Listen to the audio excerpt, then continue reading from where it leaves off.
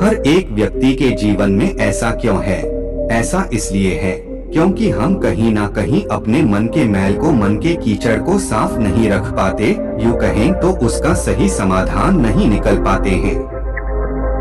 खैर चलिए मैं आपको एक कहानी सुनाता हूँ।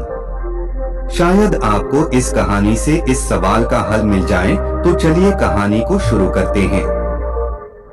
बहुत समय पहले की बात है। एक बहुत गरीब इंसान था। उसके साथ उसकी पत्नी और दो छोटे छोटे बच्चे भी थे। उस व्यक्ति को अपने परिवार का पालन पोषण करना बहुत कठिन हो गया था। उसका दिमाग काम नहीं करता था और मन भी अशांत रहने लगा। तभी उसने अपना घर छोड़ने का फैसला लिया।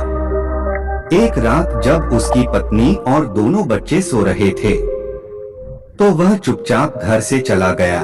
गुजरात में बिना किसी मंजिल के वह आदमी चलता रहा। तभी अचानक उसने देखा कि एक नदी किनारे भगवान बुद्ध अपने शिष्यों के साथ बैठे हैं। उसी वक्त उसने निर्णय लिया कि वह अब सन्यासी हो जाएगा और भगवान बुद्ध का शिष्य बनकर यही रहेगा। उसके बाद वह भगवान बुद्ध के चरणों में जाकर गिर गया और उनसे विनती करने लगा कि वो उसे अपना शिष्य बनाकर अपने साथ ही रख लें। भगवान बुद्ध ने उस गरीब इंसान की बात सुनकर उसे अपना शिष्य बनाकर अपने साथ रख लिया। भगवान बुद्ध अपने शिष्यों के साथ आगे बढ़ते हैं। रास्ते में चलते चलते थक गए थे। सब रुककर एक पेड़ के नीचे विश्राम करने लगते हैं। तभी भगवान बुद्ध को गर्मी के मारे बहुत तेज प्यास लगने लगी। उन्होंने अपने नए शिष्य से कहा, यहाँ पास में ही एक सरोवर है, तुम जाकर वहाँ से पानी ले आओ। भगवान बुद्ध का आदेश मानकर वह सरोवर से पानी लेने चला गया। जब वह सरोवर के पास पहुँचा तो उसने देखा कि कुछ जंगली जानवर सरोवर में उधम मचा रहे हैं। जैसे ही वह सरोवर के पास गया तो सारे जानवर वहां से भाग जाते हैं। लेकिन सरोवर में कीचड़, सड़े पत्ते ऊपर तैर रहे थे, जिसके कारण उसका मन नहीं मान रहा था। उसने सोचा, इतना गंदा पानी भगवान बुद्ध पिएंगे कैसे? फिर वह बिना पानी लिए वापस लौटता है और आकर बुद्ध से बोलता है कि भगवान, उस सरोवर में तो बहुत ज्यादा गंदा पानी है, वो पीने लायक नहीं है। अपने शिष्य की बात सुनकर भगवान बुद्ध थोड़ी देर चुप होकर बोले, तुम वापस जाओ और उसी सरोवर से जाकर पानी लेकर आओ।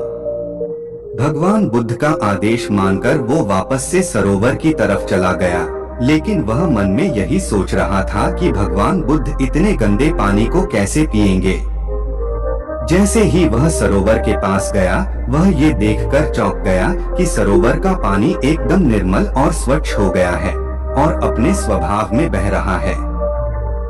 उसने पानी लिया और भगवान बुद्ध के पास आया। फिर आते ही उनसे प्रश्न करता है भगवान, थोड़ी ही देर में सरोवर का पानी इतना साफ कैसे हो गया?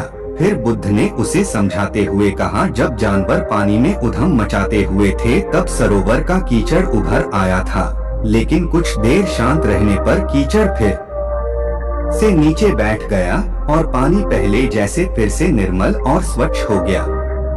ठीक इसी तरह से हमारे मन की स्थिति भी ऐसी ही होती है।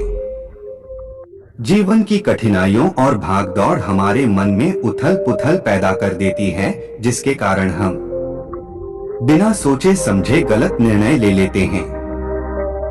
लेकिन कोई भी निर्णय लेने से पहले अगर हम अपने मन को शांत रखें और धैर्य पूर्वक बैठकर सोचें, तो हमारे मन की वो उथल पुथल भी पानी के कीचड़ की तरह नीचे बैठ जाती है और तब हम जो भी निर्णय लेते हैं वो हमेशा सही होता है। इसलिए बुरे समय में इंसान को अपना धीरज नहीं खोना चाहिए।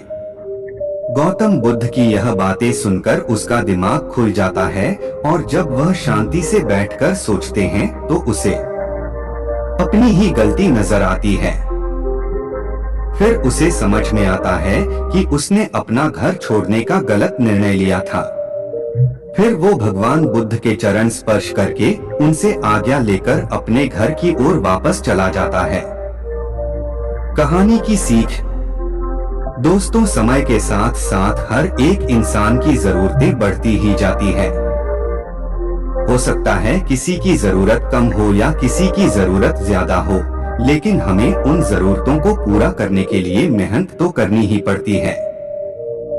हाँ, ये हो सकता है कि मेहनत करते वक्त हमें बहुत सारी कठिनाइयों और समस्याओं का सामना करना पड़ सकता है। इसी वजह से बहुत बार हमारा मन अशांत हो जाता है, निराश हो जाता है, दिल दिमाग में एक अजीब सी हलचल होने लगती है, जिसके वजह से हम गलत फैसला ले लेते हैं। परंतु दोस्तों, हमें घबराने की जरूरत नहीं है। हमें अपने दिमाग को शांत करने की जरूरत है। थोड़ा समय देकर इसके बारे में सोचने की जरूरत है। इसका समाधान कुछ ना कुछ जरूर निकल आएगा। धन्यवाद।